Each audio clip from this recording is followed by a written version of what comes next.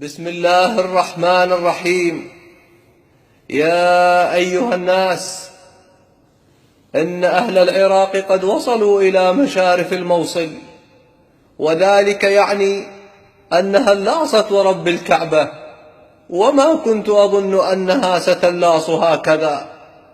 لذلك أطالب العراقيين بمراعاة حسن الجوار، وأن لا يقعوا في أخطاء الماضي حين قاتلوا إيران ومن ثم الكويت، واليوم يقاتلون الجار الآمن المسالمة الدولة الإسلامية.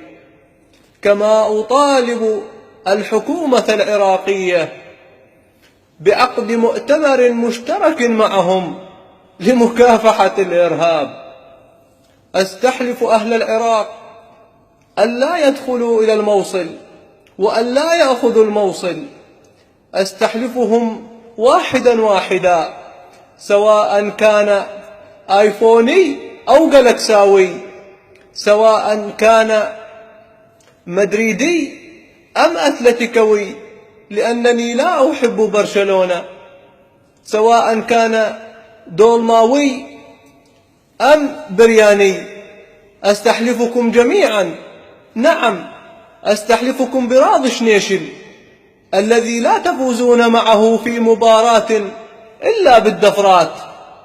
أستحلفكم ببراء التي تليكون لها ليل نهار رغم أن صفحتها وهمية. أستحلفكم بكل شيء.